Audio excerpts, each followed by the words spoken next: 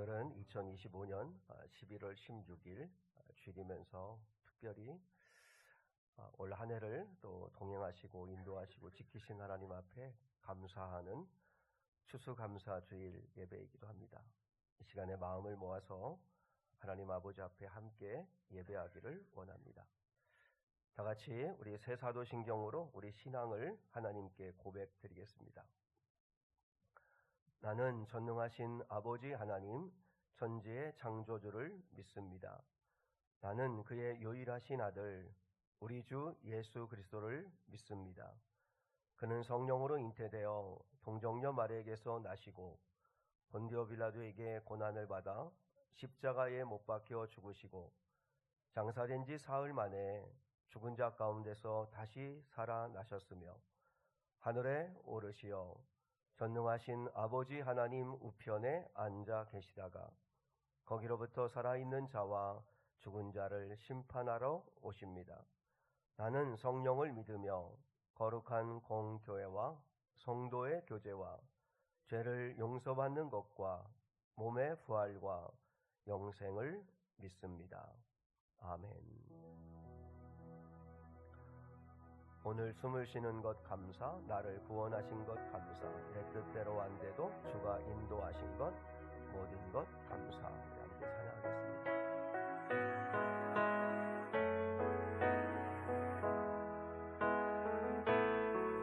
오늘 숨을 쉬는 것 감사, 나를 구원하신 것 감사.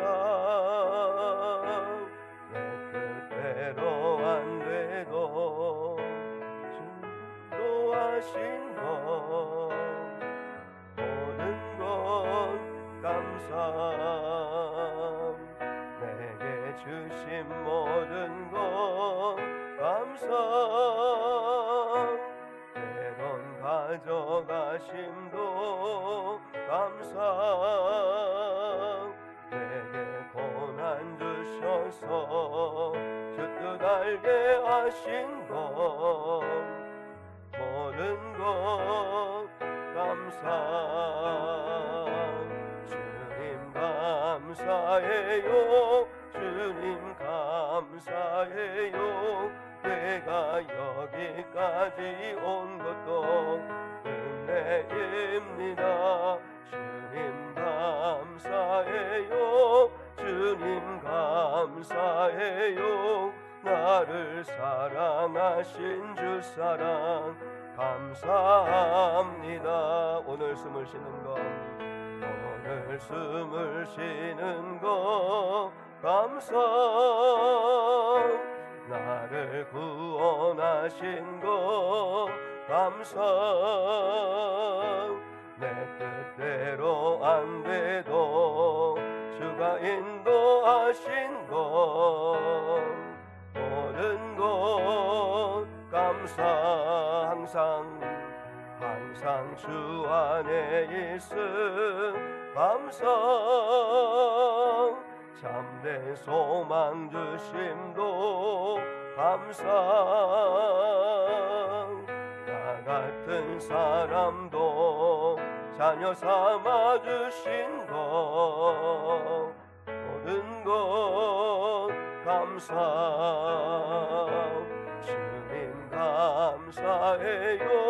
주님 감사해요. 내가 여기까지 온 것도 은혜입니다. 주님 감사해요. 주님 감사해요. 나를 사랑하신 주 사랑 감사합니다. 주님 감사해요. 주님 감사해요. 주님 감사해요. 내가 여기까지 온 것도 은혜입니다. 주님 감사해요. 주님 감사해요. 나를 사랑하신 주 사랑 감사합니다.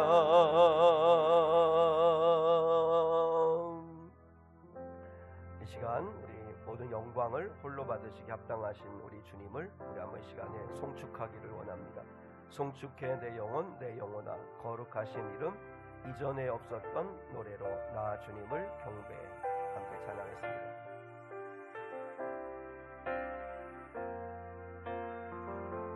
송축해 내 영혼 내 영혼아 거룩하신 이름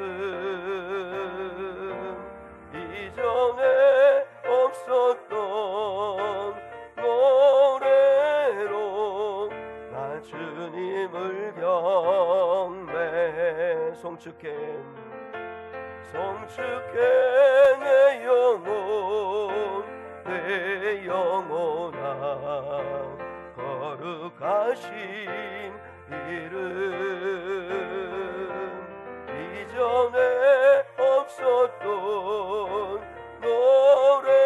노래로 나 주님을 경배. 해가 뜨는 새 아침 해가 뜨는 새 아침 밝아 내 다시 주님 찬양. 무슨 일이나 어떤 일이 내게 놓여도 저녁이 올 때 나는 노래해. 송축해 내 영혼 내 영혼아 거룩하신 이름 이전에 없었던 노래로 나 주님을 경배. 노하기를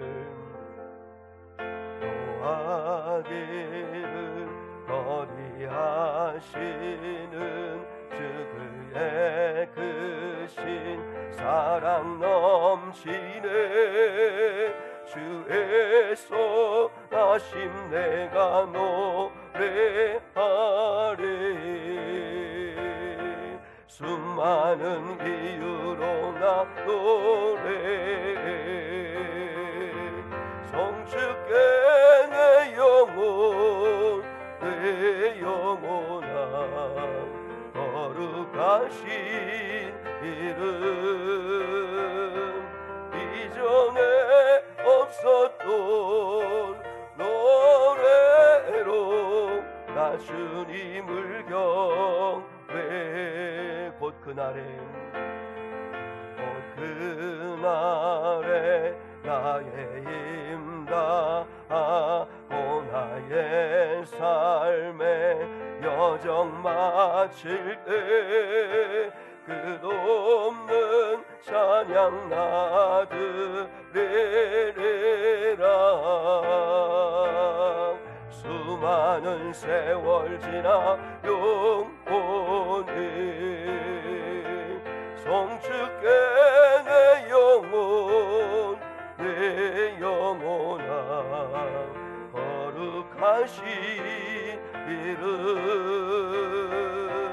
이전에 없었던 노래로 나 주님을 경배.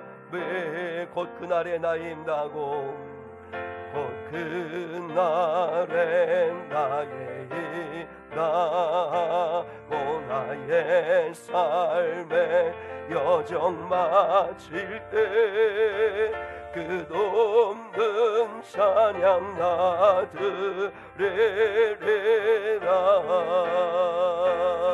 수많은 세월 지나 영원히 한번 두 손 들고 송축해. 송축해 내 영혼 내 영혼아 거룩하신 이름 이전에 없었던 노래로 나 주님을 경배. 송축해 내 영혼 내 영혼아 거룩하신 이전에 없었던 노래로 나 주님을 경배해 나 주님을 경배해 나 주님을 경배해.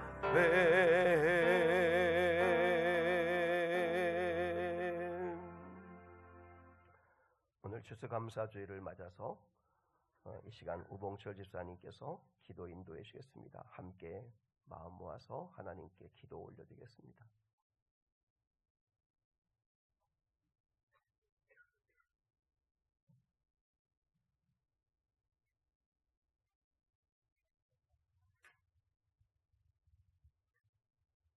다 같이 기도드리겠습니다.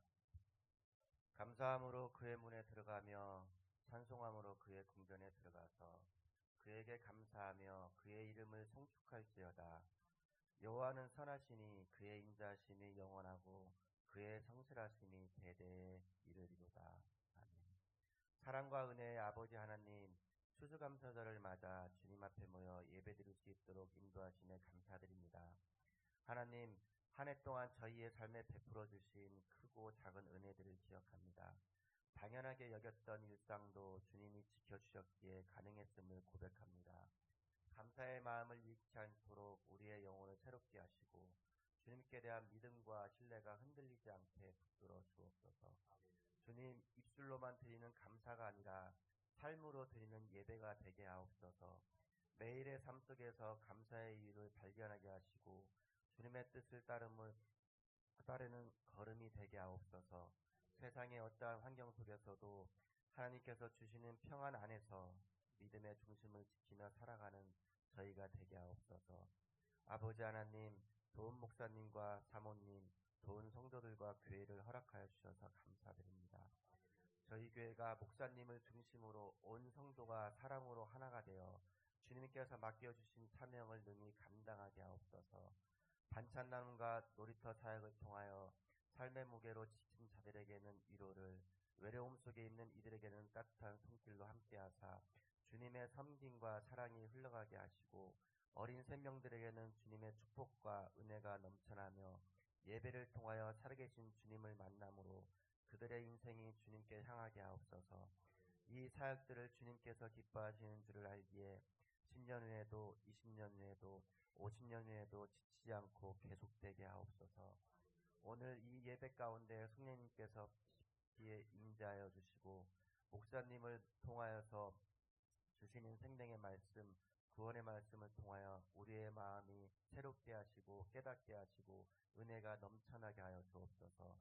감사드리며 예수님의 이름으로 기도드립니다. 아멘.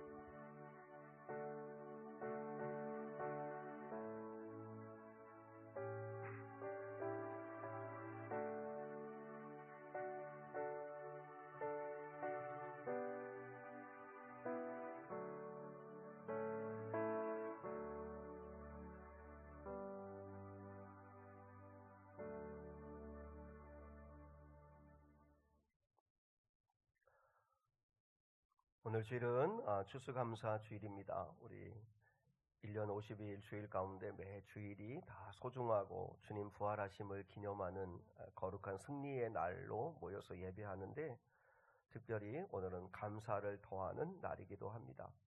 하나님께서 매년 3번씩 너희는 감사절기를 지켜라 하신 이유는 뭐냐면 1년 내내 감사를 잃어버리지 말라고 하신 뜻이죠. 그래서 저희도 이렇게 추수감사 주일로 드립니다. 2025년도 1월 1일부터 시작해서 오늘 11월 16일까지 지나오시면서 여러분 하나님께서 당연한 것이 아니라 은혜임을 고백하는 그렇게 감사하는 우리 성도들 될 수 있기를 주님의 이름으로 축복합니다. 오늘 오후 주일에는 목장 모임이 있고 그리고 이제 다니엘 기도회가 이제 5번 남아 있습니다.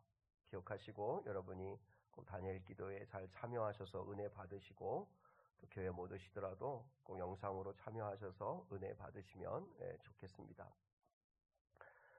교회 김장이 이번 주 토요일 날 있습니다. 이번 주 토요일 날 교회 김장이 있는데 대신 금요일 날 오후에 다시 이렇게 권사님들이나 우리 성도들에게 이렇게 다시 문자를 드리겠습니다. 그래서 금요일 날 사전 준비하는 것 조금 하고 그리고 토요일 날 오전 10시까지 꼭 오시면 함께 같이 협력해서 하시면 금방 할 수 있지 않을까 생각합니다.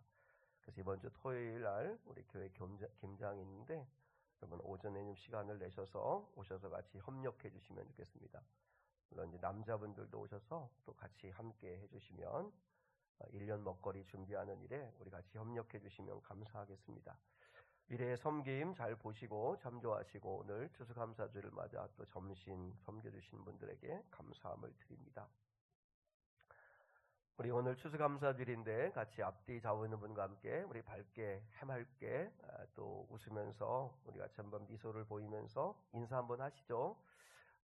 같이 인사를 나도 웃지 않으면서 여러분한테 이렇게 단일 기도해 보니까 설교하신 분이니까 우상이신 분들이 있더라고요. 참 그게 부러운데 아무튼 뭐 또 주신 얼굴 가지고 하는 건데 같이 한번 우리 한번 이렇게 좌우 앞뒤 분 가지고 사방에 계신 분들과 같이 한번 이렇게 인사하겠습니다. 오늘 추수감사주일 함께 예배해서 감사하고 당신의 삶에 감사의 열매가 주렁주렁 맺힐 수 있기를 바랍니다. 인사하겠습니다. 함께 예배해서 감사합니다. 당신의 삶에 감사의 예배가 주렁주렁 열릴 수 있기를 바랍니다. 우리 하이미 하민이 외에도 또 우리 귀한 성도들에게도 열매 외에도 인생 살아가면서 감사의 열매가 우리 선교에게도 감사 열매가 많이 맺힐 수 있기를 축복합니다. 네. 이제 오늘 주신 하나님 말씀 같이 보시겠습니다. 오늘 주신 하나님 말씀은 누가복음 17장 11절로 19절 말씀입니다.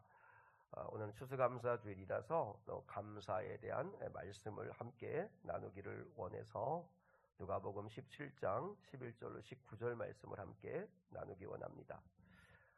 누가복음 17장 11절로 19절 말씀 성경책은 124쪽입니다. 124쪽 우리 11절로 19절까지 한 목소리로 다 같이 주보보시고 또 성경책 펼쳐보시고 같이 읽겠습니다. 시작.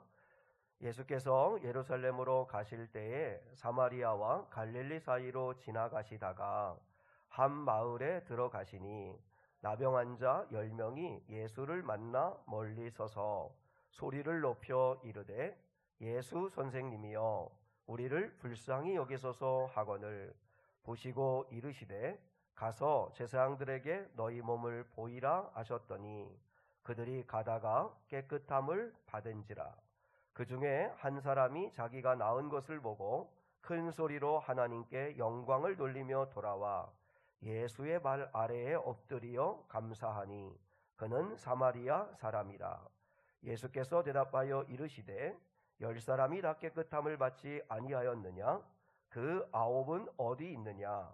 이 이방인 외에는 하나님께 영광을 돌리러 돌아온 자가 없느냐 하시고 그에게 이르시되 일어나 가라 내 믿음이 너를 구원하였느니라 하시더라. 아멘.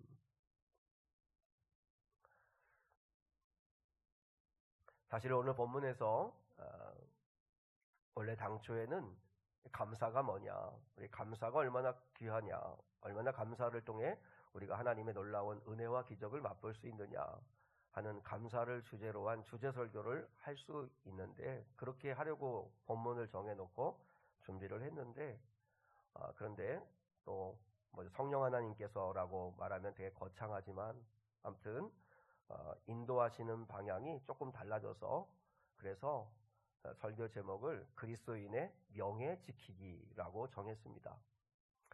성령님이 좀 다른 방향으로 말씀을 준비하게 해주셔서 그래서 오늘 말씀을 함께 나누는데 저나 우리 사랑하는 성도들에게 은혜가 될 수 있기를 주님의 이름으로 축복합니다.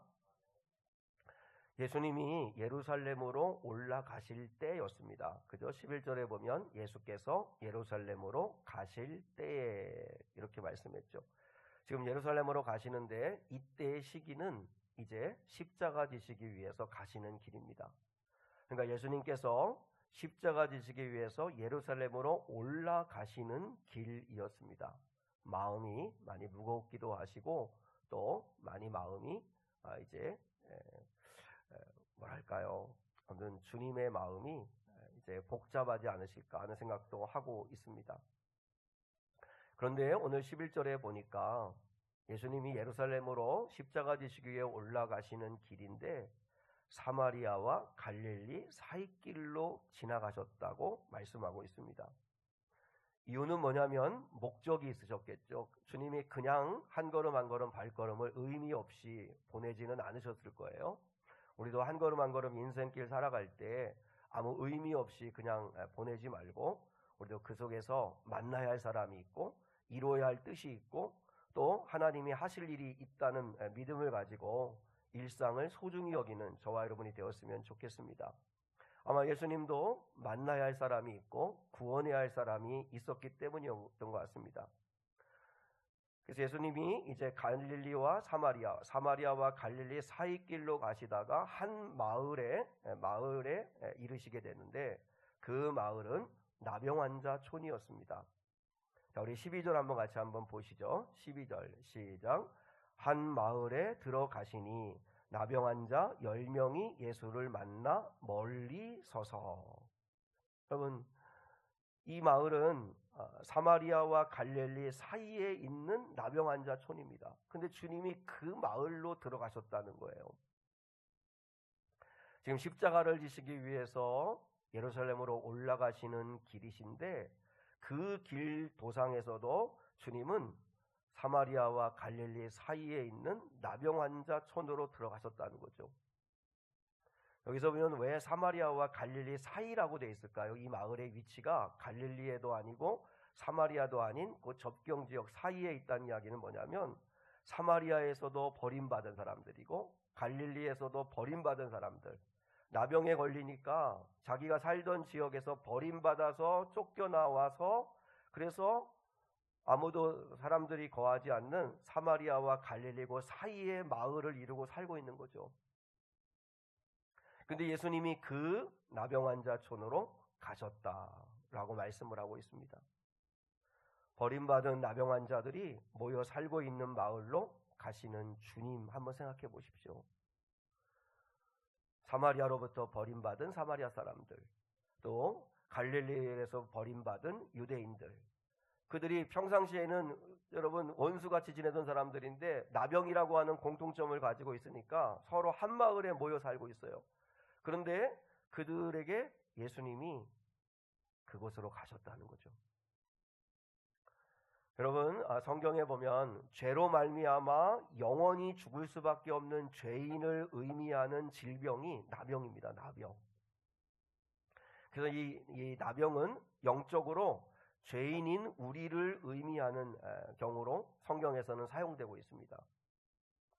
왜냐하면 나병의 특징이 죄인인 우리들이 가지고 있는 특징과 비슷하기 때문에 그래요.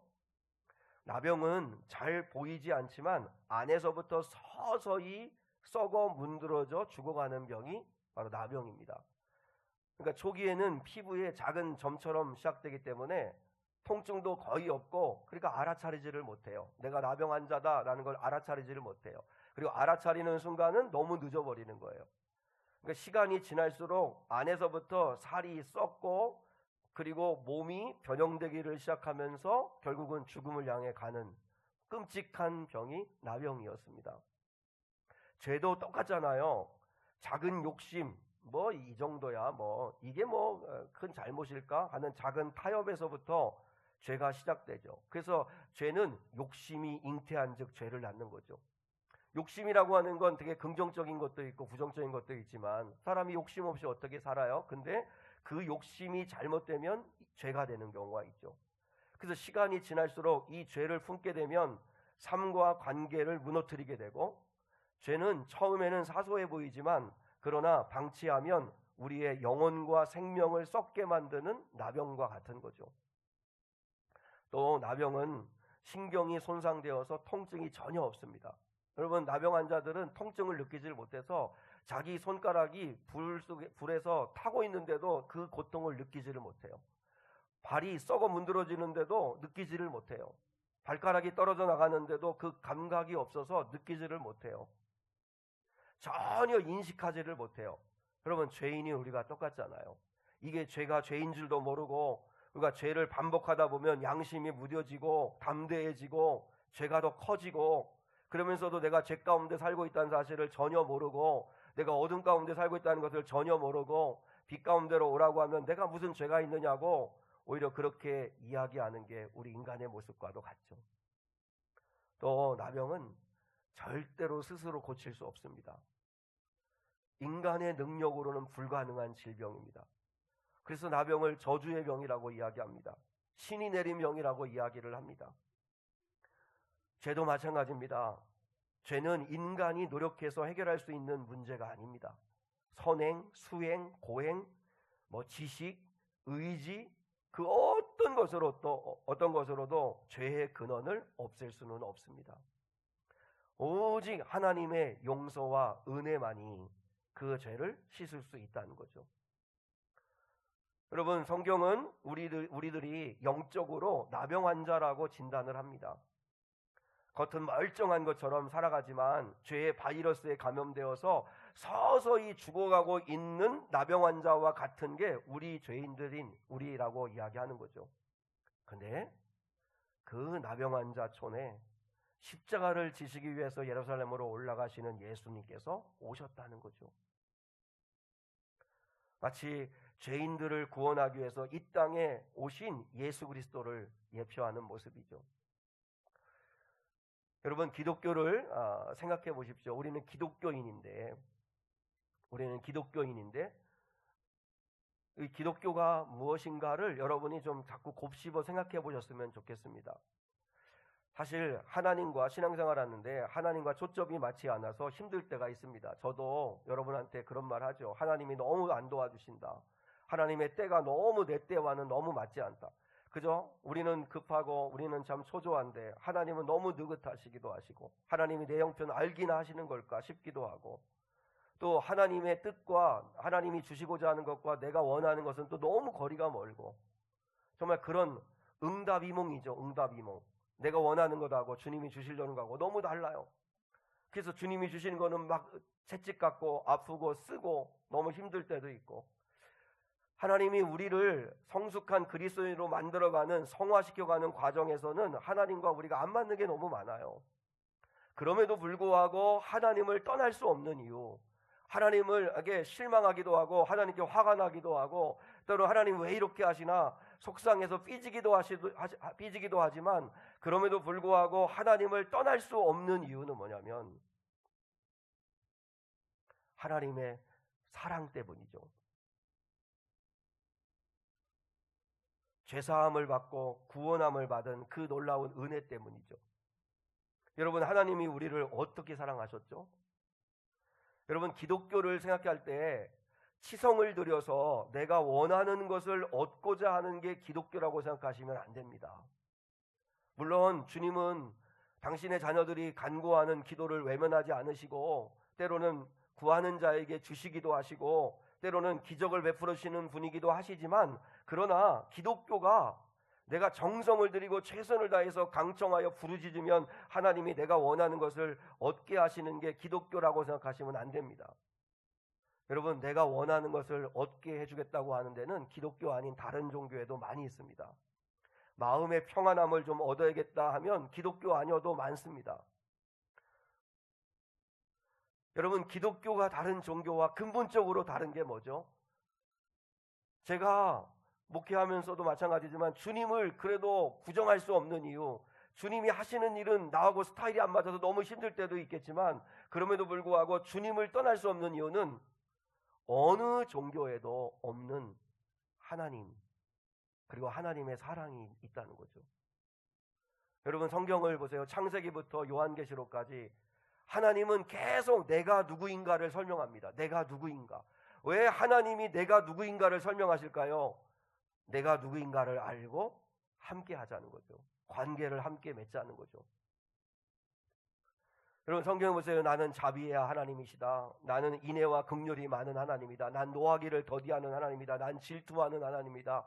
나는 치료하는 하나님이다. 나는 너희의 필요한 것들을 준비하시는 하나님이다. 계속 하나님은 당신이 누구인가를 어필하십니다.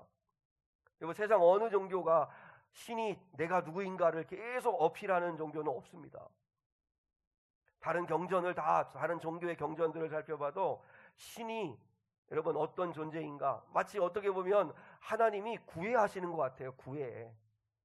하나님이 나를 제발 바라봐 달라고, 나를 제발 좀 알아봐 달라고 그렇게 말씀하신 것 같아요. 제가 성경을 통독하다 고린도후서 1장 4절의 말씀에 큰 은혜 받았는데, 고린도후서 1장이 위로장입니다. 위로장. 그래서 위로라는 말이 참 많이 나옵니다. 근데 하나님은 어떤 하나님이냐면 위로의 하나님이시래요. 위로의 하나님. 근데 위로의 하나님인데 모든 환난 중에서 위로하시는 하나님이시래요.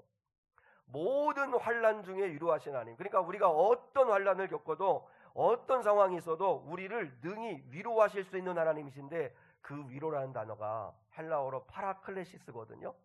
파라클레시스라는 말이 뭐냐면 성령님이 파라클레토스잖아요. 파라란 이야기가 곁에서란 뜻이에요. 파라가 곁에서, 클레시스라고 하는 말이 뭐냐면 겪는 자, 함께하는 자. 그러니까 함께 옆에서 겪는 자예요. 그러니까 하나님이 위로의 하나님이시라는데, 여러분 이상하잖아요. 하나님이 우리를 위로하실 때 우리가 생각할 때는 그냥 문제를 단번에 해결해 주시면 되지. 근데 환난을 해결해 주면 되는데, 하나님은 뭐라고 하시냐면 내가 너와 함께 환난을 겪는 자라요. 내가 너와 함께 환난을 겪겠다는 거예요. 그게 하나님의 위로래요. 왜냐하면 환난이라는 게 끝이 없잖아요.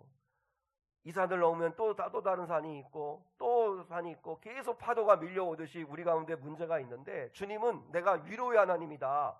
근데 위로의 하나님이 뭐냐면 너가 어떤 상황에도, 환난 가운데서도 내가 너와 함께 그 환난을 같이 겪어주는 하나님. 그게 우리 하나님이시라는 거죠. 여러분, 하나님이 힘이 없어서 그렇게 하시는 게 아니라 하나님은 우리와 동행하고 싶으신 거죠. 우리와 함께 하고 싶으신 거죠. 그러면서 그 모든 환난 가운데서 반드시 하나님을 바라보는 자에게는 위로를 주시는 분이라는 거예요. 급기야 하나님은 자기 아들을 내어주셨습니다. 이게 말이 됩니까? 세상 어떤 종교에 하나님 자신이 자신의 아들을 이 땅에 인간의 몸으로 내어놓고 인간의 모든 죄를 대신 짊어지게 하시고 십자가에 죽게 하시는 신이 세상에 어디 있습니까? 자기 아들을 죄인들 살리시겠다고 십자가에 대신 내어주고 십자가에 끔찍하게 죽게 만드는 신이 세상에 어디에 있습니까? 여러분, 신은 기준을 정해놓고 잘못하면 심판하면 됩니다. 심판하면 됩니다. 근데 우리 하나님은 성육신을 하시잖아요. 우리 인간의 속으로 들어오셔서 우리와 함께 씨름하고 함께 신음하고 함께 고민하고 함께 인생길을 걸어가 주시는 하나님이시라는 거예요. 임마누엘이시라는 거예요. 여러분, 이게 보통 큰 사랑입니까? 내가 뭐라고 하나님이 당신의 아들을 내어주시고 내가 져야 할 십자가, 내가 받아야 할 죄의 짐을, 죄의 대가를 대신 갚게 하시나? 그리고 또 그런 그 은혜를 받은 우리에게 하나님이 어떤 행위를 요구하시는 게 아니라 믿음으로 구원받을 수 있다. 율법을 행함으로 구원받는 게 아니라 믿음으로 구원받을 수 있다. 네가 마음으로 믿고 입으로 신하면 구원에 이를 수 있다 라고 말씀하시는 게 기독교입니다. 기독교는 하나님의 사랑을 아는 것입니다. 내 문제가 해결되고 안 되고가 중요한 게 아니라 예수님의 사랑을 아는 거죠. 베드로가 7번 용서하면 많이 하는 거죠. 왜냐하면 유대인들은 3번이었거든요. 3번까지는 용서하라는 게 율법적이었지만 베드로는 거기 더 나가서 7번 하면 잘하는 거죠. 그랬더니 예수님이 70번씩 7번이라도 해라. 여러분, 70번씩 7번이라도 용서할 수 있는 존재는 딱 하나 있습니다. 비슷한 분은 누구죠? 이 인간관계 속에서 70번씩 7번이라도 용서할 수 있는 존재는 딱 한 존재입니다. 어머니가 자식들한테, 부모가 자식들한테 하는 용서는 아마 그럴 수 있을 거예요. 요즘은 또 그런 어머니들, 부모의 사랑을 또 찾아보기도 쉽지 않은 시대긴 하지만, 그래서 하나님이 우리 아버지시잖아요. 아버지시니까 어떤 죄를 지었어도 70번씩 7번이라도 용서하시는 하나님이시라고 말씀하시죠. 여러분, 하나님이 믿는 자들에게 원하시는 건 뭐예요? 이 놀라운 이 사랑을 알고 난 너희들이 명예롭게 살아줬으면 좋겠다. 명예롭게 살았으면 좋겠다. 하나님의 자녀들, 여러분, 기독교인의 명예가 뭐예요? 기독교인의 명예가 내가 하나님께 어떤 사랑을 받았는가를 아는 거죠. 때로는 우리가 그래서 너무 문제가 해결되지 않는다고 삐질 때가 많고 하지만, 그러나 하나님이 근본적으로 하나님을 부정할 수 없고 떠날 수 없는 이유는, 여러분 왜 그래요? 그 하나님 아버지의 사랑을 아니까. 그 당신의 아들을 내어주시기까지 하셨던 그 사랑을 내가 아니까. 그러니까 여러분, 그 하나님을 부정할 수 없는 거죠. 기독교인으로서 명예롭게 산다는 게 뭘까요? 그게 각 서신서 후반부에 다 기록되어 있습니다. 로마서, 고린도 전후서, 갈라디아서, 에베소서, 그리고 또 골로새서, 이렇게 계속 또 고린도 전후서. 여러분이 서신서를 보시면 아시겠지만 데살로니가 전후서도 마찬가지고 후반부에 보면 계속해서 그리스도인으로서 어떻게 살아가야 되는가를 얘기합니다. 그게 뭐냐면 기독교인으로서 명예를 지키는 삶을 살라는 거죠. 한 예를 제가 볼게요. 한 예만, 우리 골로새서 3장을 한번 보겠습니다. 우리 주보에 있습니다. 골로새서 3장. 골로새서 3장. 하나님의 사랑을 아는 자로서, 기독교인으로서 명예롭게 산다는 게 뭘까? 자, 대표적으로 골로새서 3장에 있습니다. 자, 같이 한번 1절, 2절 먼저 읽겠습니다. 시작. 그러므로 너희가 그리스도와 함께 다시 살리심을 받으면 위의 것을 찾으라. 거기는 그리스도께서 하나님 우편에 앉아 계시느니라. 위의 것을 생각하고 땅의 것을 생각하지 말라. 여러분, 뭘 생각하며 사세요? 여러분이 그리스도와 함께 살리심을 받으신 분이라면 그러면 위의 것을 찾으셔야 합니다. 땅의 것을 생각하고 땅의 것만 찾고 땅의 것만에 소망을 두면 안 되고 위의 것을 찾아야 합니다. 그게 명예로운 거죠. 수많은 사람들이 다 땅만 바라보고 살아갈 때 우리가 눈을 들어 주를 바라보고 사는 게, 그게 그리스도인의 명예죠. 8절로 9절 시작. 이제는 너희가 이 모든 것을 벗어버리고 곧 벗어버리라. 곧 분함과 노여움과 악의와 비방과 너희 입에 부끄러운 말이라. 너희가 서로 거짓말을 하지 말라. 여러분, 부끄러운 말, 나쁜 말, 거짓말 하지 마라. 모르는 이야기 아니죠. 그리스도인의 명예를 지킨다는 건 언어 습관을 새롭게 하는 거다. 언어 습관을 새롭게 하는 거다. 자, 12절로 14절입니다. 12절로 14절 시작. 그러므로 너희는 하나님이 택하사 거룩하고 사랑받는 자처럼. 여러분, 하나님이 저와 여러분을 택하셨습니다. 믿습니까? 거룩하고 사랑받는 자처럼 살아달라고 주님 말씀하십니다. 거룩한 자처럼, 사랑받는 자처럼 살아달라고 말씀하십니다. 고아처럼 사는 자처럼 살지 말고 사랑받는 자처럼, 하나님의 사랑을 받은 자처럼 살아달라. 그래서 어떻게 해요? 시작. 긍휼과 자비와 겸손과 온유와 오래 참음을 옷 입고 누가 누구에게 불만이 있거든 서로 용납하여 피차 용서하되 주께서 너희를 용서하신 것 같이 너희도 그리하고 이 모든 것 위에 사랑을 더하라. 사랑받는 자처럼 너희도 사랑해라. 여러분이 이번 주간이든 나중에 서신서를 읽어보실 때 뒷부분을 읽어보시면 항상 하나님은 말씀하고 있습니다. 그리스도인으로서 너희가 명예롭게 산다는 게 뭐냐? 명예를 산다는 게 뭐냐? 진실하게, 거짓말하지 말고, 친절하고, 그리고 또한 부지런하고, 부부간의 의리를 지키고, 그런 이야기가 계속 나옵니다. 고린도전서 13장 같은 경우는 사랑은 무례하게 행하는 거 아니다. 사람 우습게 여기는 거 아니다. 나의 유익보다 남의 유익을 먼저 하는 거다. 계속 그리스도인의 명예로운 삶을 요구하십니다. 왜요? 우리 기독교는 어떤 종교인가 여러분이 분명히 알고 내가 어떤 사랑을 받았는가를 분명히 아는 거죠. 그런 차원에서 오늘은 추수감사주일이라서 이 감사를 우리 한 번 더 생각하려고 합니다. 구원받은 자에게 반드시 드러나고 맺어져야 할 열매가 감사입니다. 감사. 10명의 나병 환자가 예수님이 나병 환자촌에 오셨는데 예수라는 것을 알고 예수 소문을 다 들었으니까 그래서 가까이 가지도 못하고 멀리서 소리칩니다. 예수 선생님이여 우리를 불쌍히 여겨주십시오. 그때 예수님이 말씀하십니다. 제사장에 가서 너희 몸을 보이라. 왜냐하면 그때는 제사장이 나병은 진단하는 거였거든요.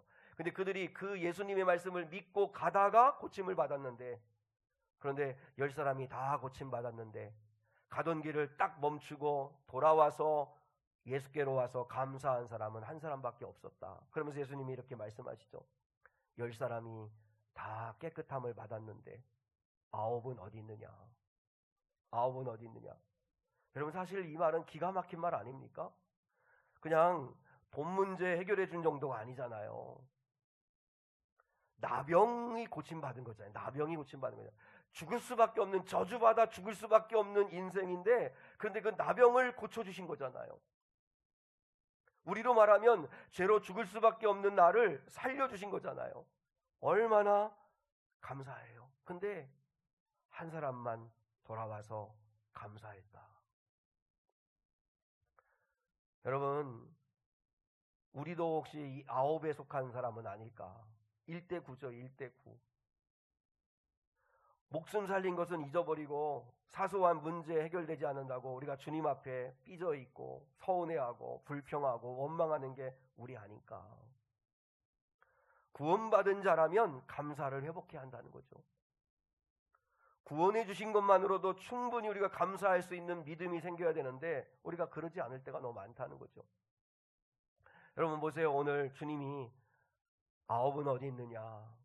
이 한 사람만 영광을 돌리러 내게 왔느냐? 이러면서 주님께서 말씀하시는데 이 감사는 여러분 반드시 표현되어져야 하는 거죠. 표현되어져야 되죠. 자, 우리 15절과 16절 한 번 다시 읽겠습니다. 15절 16절 시작. 그 중에 한 사람이 자기가 낳은 것을 보고 큰 소리로 하나님께 영광을 돌리며 돌아와 예수의 발 아래 엎드려 감사하니 그는 사마리아 사람이라. 여러분, 이게 예배죠. 이게 예배입니다. 여러분, 우리가 하나님 아버지 앞에 하나님의 은혜에 감사하는 표현의 가장 아름다운 표현은 예배입니다. 예배. 우리가 오늘 이 주일에 왜 여기 와서 예배합니까? 오늘 이 사람처럼 자기에게 베푸신 은혜에 감사하고, 그래서 하나님 앞에 큰 소리로 영광을 돌리고 찬양하고, 그리고 예수의 발 앞에 엎드려 감사하는 것, 찬양하는 것, 그게 예배잖아. 예배. 평생 감사라고 하는 책에 보니까 이런 글이 있습니다. 한번 잘 들어보세요.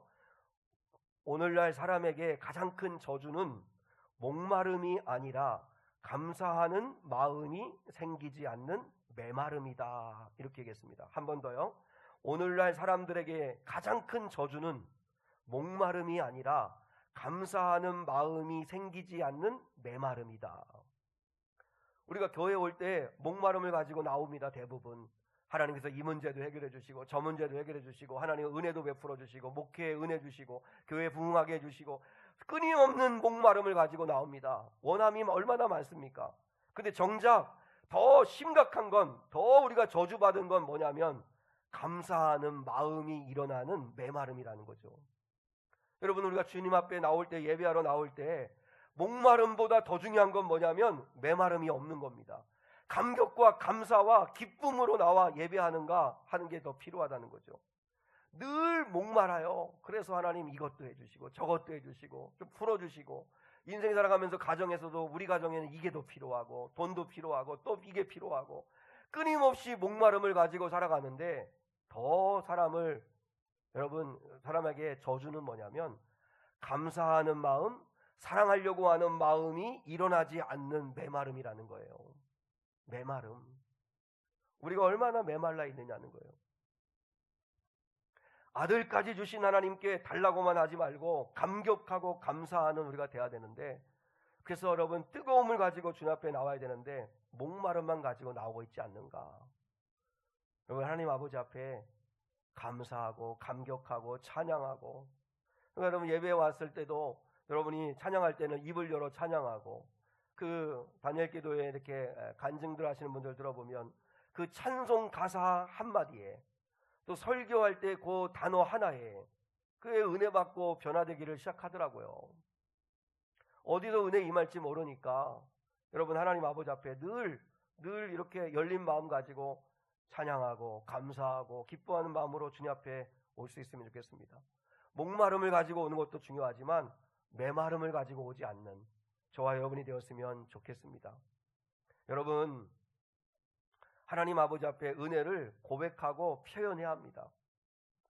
이 자리를 빌어서 저도 감사하고 싶은데, 우리 사랑하는 성도들과 그리고 저희 아내와 아이들에게 깊이 감사하는 게 하나 있습니다. 뭐냐면, 지금 18년째 여러분은 한 사람의 설교를 듣고 있잖아요. 물론 뭐 18년이 안 되신 분도 계시겠지만, 우리 교회에 창립 18주년이 넘어갔기 때문에 18년째 거의 한 사람의 설교를 들으면서 은혜 받는다는 건 여간 어려운 일이 아닙니다. 그렇지 않습니까? 여러분, 그 나물에 그 밥, 그죠? 뭐 그런 거잖아요. 늘 이렇게 똑같은 사람 얼굴 보면서 그러면서 여러분이 똑같은 한 사람의 설교를 통해 은혜 받는다는 건, 이건 정말 기적 같은 일인데, 여러분이 혹시 은혜를 받으신다면 그건 제 설교가 깊어진 게 아니라 여러분의 영성이 깊어진 겁니다. 여러분 은혜 받고 계십니까? 그러면 이 사람들은 영성이 깊어진 사람들이야. 그렇지 않은, 대답 안 한 사람들은 아무것도 아니고. 여러분, 특히 결혼하고 나서 저희 아내는 30년 이상 저의 설교만 들으면서 신앙생활을 하는 사람입니다. 그러니까 사모가 신앙생활하기 잘 어려울 것 같아요. 왜냐하면 또 저의 실상을 가정에서 다 보잖아요. 우리 아이들이나 또 집사람은 실상을 다 봅니다. 승질 더럽게 내고 막 이런 것도 다 볼 거 아니에요. 다 그거 보는데, 그런데 말씀으로 은혜 받으면서 신앙생활 한다는 게 이게 얼마나 어려운 일이에요. 근데도 그저 저의 부족한 설교를 통해서 늘 은혜 받고 있는 아내에게 감사함을 표현하죠. 그래서 여러분, 그 교회를 알려면 사모의 얼굴을 보면 안다, 그런 말이 있습니다. 왜냐하면 사모의 얼굴이 밝으면 그 목사는 그래도 성공한 목사구나, 이렇게 생각할 수 있다는 거죠. 제가 한 말입니다. 여러분, 사모가 신앙생활을 하는 데 있어서 제일 힘들잖아요. 여러분은 저희의 실상을 모르니까, 제가 감추고 포장하니까 그래도 덜하지만, 가정에 있는 우리 아이들이나 그리고 우리 아내는 그렇지 않죠. 이 자리를 빌어서 우리 성도들과 또 우리 가족들에게 감사하는 마음을 이렇게 표현하고 싶습니다. 여러분, 감사를 표현하는 부부하고 감사하는 마음은 있지만 표현하지 않는 부부의 행복과 만족도는 10배 이상 차이가 난다는 설문조사가 있습니다. 여러분, 감사를 표현하셔야 합니다. 한번 여러분이 여쭤보겠습니다. 이번 일주일 동안 지난 주일부터 오늘 주일까지 일주일 동안 아내나 남편이나 아니면 부모나 형제에게나 누구에게 사랑한다고, 감사하다고 표현을 한 사람. 네, 그래, 이럴 줄 알았어요. 한 사람 있네, 한 사람. 진짜 안 하셨어요? 여러분, 그러면 행복과 만족도는 10배 이상이래요. 해보시죠. 감사는 표현해야 합니다. 윌리엄 아서워드라고 하는 사람이 감사를 느끼지만 표현하지 않는 것은 선물을 포장해 놓고 주지 않는 것과 같대요. 여러분, 우리 안에 마음의 창고 안에 포장된 채 방치된 선물들이 얼마나 많아요. 포장은 잘 해놓고서 주지 않은 건, 여러분 감사하지 않는 것과 똑같은 거죠. 감사는 포장을 해놓고 마음에 감사하는 마음을 포장해 놨으면, 그러면 그걸 상대에게 줘야죠. 그래야 상대가 기뻐할 수 있지 않겠습니까? 무엇보다 하나님 아버지 앞에 감사를 표현하십시오. 하나님 앞에 감사를 표현하는 건 예배고, 또 부모에게나 여러분 가족들에게나 부부간에도 자꾸 감사를 표현하십시오. 여러분, 감사는 오늘 본문에 보니까 지체하지 말고 즉시 해야 됩니다. 9 사람들도 감사하는 마음이 있었을까요? 없었을까요? 당연히 있었죠. 당연히 있지 않겠습니까? 자기들이 저주받아 죽을 수밖에 없는 문둥병 환자였는데, 그런데 나병 환자였는데 이제는 고침받았어요. 깨끗함을 얻었어요. 몸이 막 썩어 문드러져 갔는데 새살이 돋고 나았어요. 아기 피부처럼 되었어요. 얼마나 예수님께 감사했을까요? 근데 그 9사람은 우선은 아니었어요. 감사가 우선은 아니었어요. 왜냐하면 정상적인 생활을 하려면 세상에 가가지고 그래서 진단을 받고 정상이다 진단받고 정결 예식을 일주일간 치러야 돼요. 그래야 이제 사람도 만나고 사회 속으로 돌아갈 수 있어요. 가정으로 돌아갈 수 있어요. 그러니까 이 사람들은 정결 예식 다 끝내고 그리고 난 다음에 와서 감사해야지 이렇게 생각한 거죠. 그런데 예수님은 이미 십자가에 달려 돌아가시고 부활하셔서 없으시죠. 당장 감사하지 않으면 여러분, 주님은 십자가 달려 돌아가셨어요. 그리고 부활하셔서 이제는 만날 수가 없어요. 우리도 여러분 감사한다는 건 다 알아요. 아마 우리 성도들한테 얘기해보면 남편에게 감사하지, 부모에게 감사하지, 또 뭐 남편에게 감사하지, 또 성도에게 목회자, 목사님도 감사하지, 이렇게 여러분이 감사하는 마음이 없지는 않을 거예요. 감사하는 마음은 다 있는데 근데 그 감사를 즉시 표현하지 않는 거죠. 하나님 아버지 앞에도 늘 그러죠. 이 중요한 일, 좀 급한 일 끝내놓고 조금 형편 좀 좋아지고 그리고 교회 다닌다 좀 이렇게 여유가 좀 생기면 그때 헌신하고 그때 감사하고 그때 봉사도 하고 그때 해야지, 그렇게 생각하는 경우가 많죠. 기회는 늘 기다려주지 않습니다. 부모들도 마찬가지고 하나님도 여러분 감사는 그때 즉시 돌아와 해야 한다는 거죠. 제일 중요한 건 감사는 구원받은 증거입니다. 자, 우리 19절 보겠습니다. 마지막 19절 본문 시작. 그에게 이르시되 일어나 가라, 내 믿음이 너를 구원하였느니라 하시더라. 10사람이 다 고침 받았어요. 근데 한 사람만 영혼 구원을 받았어요. 9사람은 병만 고침 받았어요. 결국 감사한 사람만 구원을 받았어요. 다시 말하면 구원받은 사람은 반드시 감사의 열매가 있다는 거죠. 예수님은요, 병 고치려고 오신 게 아니에요. 병을 고쳐주셨지만 그러나 예수님이 오신 근본 목적은 영혼을 구원하시고 우리의 죄 문제 해결하시고 영원히 죽을 수밖에 없는 우리를 영원한 생명의 길로 인도하시기 위한 구원을 주시려고 오신 분이세요. 근데 9사람은 육신의 문제만 해결받고 예수님을 내 삶의 주인으로 모시고 동행하는 삶을 살지 않았어요. 그러면 여러분, 이 사람들 9사람들은 건강해졌어요. 그 건강 가지고 뭐 했을까요? 자기 자신만을 위해 살다가 죽었을 거예요. 그러나 이 한 사람, 감사한 한 사람, 자신의 삶의 주인으로 예수님을 모시고 예수님 앞에 먼저 나온 이 한 사람은 남은 인생을 육신도 구원받았지만 영혼이 구원받고 남은 인생을 예수님과 동행하며 살았다는 거죠. 예수님과 평생 함께하며 살았다는 거죠. 어떤 인생이 귀한 인생인가 우리가 생각해야 합니다. 여러분, 9사람처럼 문제만 해결받으려고 하지 마시고 하나님이 나를 어떻게 사랑하셨는가를 깨달아 알기를 주님의 이름으로 축복합니다. 그리고 그분과 동행하는 삶을 사는 것이 그리스도인의 가장 명예로운 삶이라는 걸 기억하시고 사셔야 합니다. 하나님이 우리를 어떻게 사랑하셨는가를 여러분이 기억하고, 심장을 내어주고 생명을 내어준 부모 앞에 여러분 다른 거 주지 않는다고 원망하는 자식이 어떻게 자식이겠습니까? 우리도 마찬가지죠. 하나님 앞에 독생자 예수를 주신 그분의 크신 그 사랑을 알기에 하나님이 내 일하시는 방식이 틀리고 하나님이 더디 응답하시고 하나님이 또 주시는 게 내 마음에 안 맞고 해도 그럼에도 불구하고 여전히 그리스도인으로서의 명예를 지키며 사셔야 합니다. 그리스도인으로서 감사하시고 사랑하시고 그리고 또한 서로 용납하시고 용서하고 그렇게 살아가라고, 명예롭게 살라고 주님 말씀하십니다. 오늘 결단의 찬양 우리가 드리려고 하는데, 내가 누려왔던 모든 것들이, 내가 지나왔던 모든 시간이, 내가 걸어왔던 모든 순간이 당연한 것 아니라 은혜다.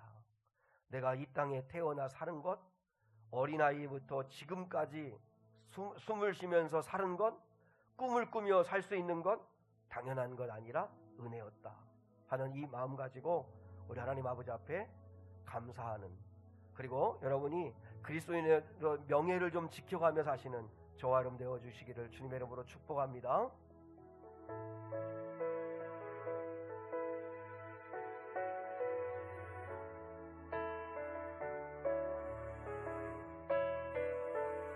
내가 누려왔던 모든 것들이, 내가 누려왔던 모든 것들이, 내가 지나왔던 모든 시간이, 내가 걸어왔던 모든 순간이 당연한 것 아니라 은혜였소. 내가 이 땅에 태어나 사는 것,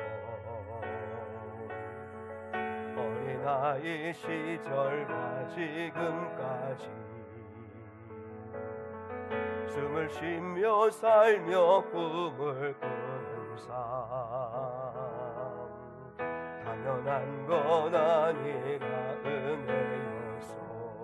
아침 해가 뜨고 저녁에 노을, 봄의 꽃향기와 가을의 열매,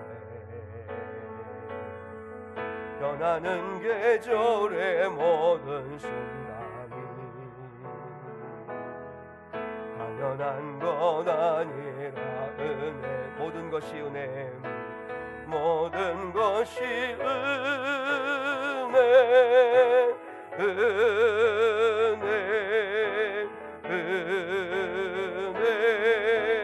한없는 은혜. 내 삶에 당연한 것 하나도 없었던 것을 모든 것이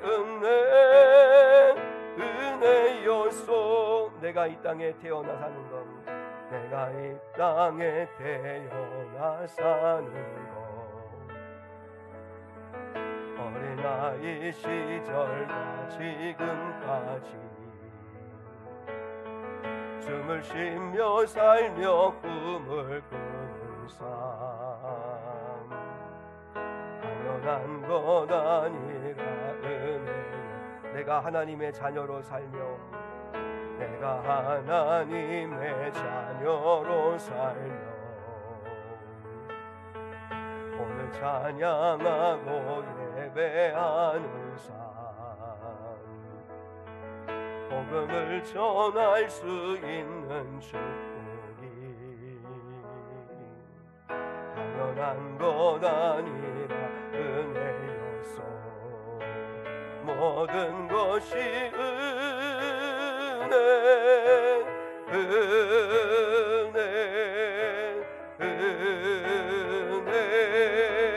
한없는 은혜. 내 삶에 당연한 것 하나도 없었던 것을 모든 것이 은혜였소. 모든 것이 은혜,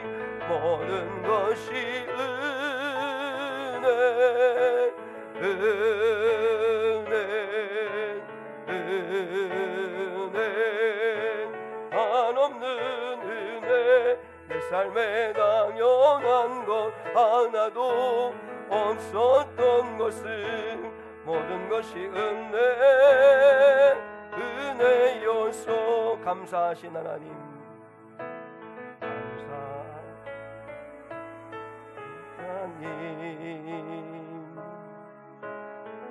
에베네셀 하나님, 살아계신 하나님,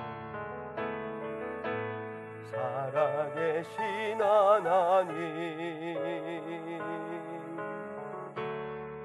에베네셀 하나님, 여기까지 인도하셨네. 여기까지 인도하셨네. 감사하신 하나님, 여기까지 인도하셨네. 살아계신 하나님 감사하신 하나님 에베네셀 하나님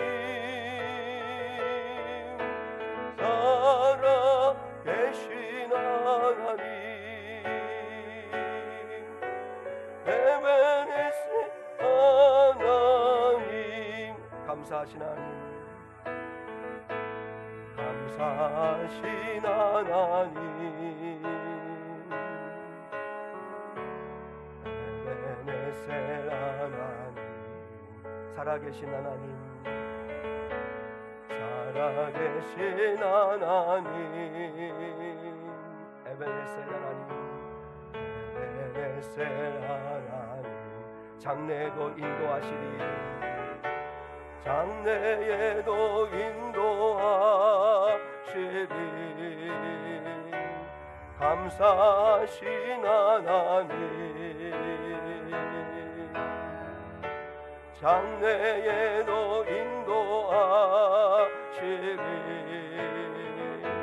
살아계신 하나님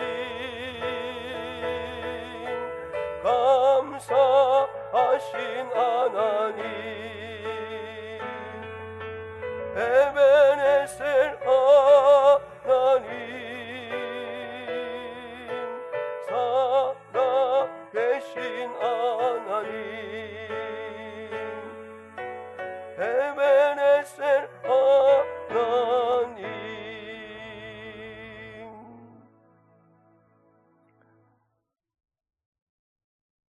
은혜와 사랑이 많으신 아버지 하나님 오늘 추수감사주일을 저희에게 허락하셔서 진심으로 감사합니다. 여기까지 도우신 에베네셀의 하나님 장래에도 인도하실 것을 믿고 감사함을 드립니다. 아버지 하나님 지금까지 살아온 모든 것이 당연한 것이 아니라 은혜였음을 알고 무엇보다 하나님 우리는 예수 그리스도의 놀라우신 사랑을 받은 자입니다. 내가 뭐라고 하나님이 독생자 예수를 보내셔서 그 예수를 십자가에 죽이시면서까지 우리를 구원하셨는가의 이 사랑을 알게 해주셔서 일상의 삶에 아버지 결핍이 결코 주님을 향한 마음에 영향을 미치지 않도록 은혜를 베풀어 주시옵소서. 하늘에 계신 아버지 하나님 사랑이 회복되게 하시고 다시 한번 감사가 회복되는 아버지 하나님 메마름이 떠나가는 은혜가 임하게 하옵소서. 하나님 아버지 앞에 감사하며 영광 있는 거룩한 종들 되기를 소망하며 예수 그리스도의 이름 받들어 기도드리오며 지금은 우리 주 예수 그리스도의 은혜와 하나님 아버지의 극진하신 사랑과 성령 하나님의 함께 하시며 동행하시며 인도하여 주시는 은혜가 오늘 여기 모여 예배한 거룩한 성도들 위에 영원히 함께 하시기를 축원하옵나이다. 아멘.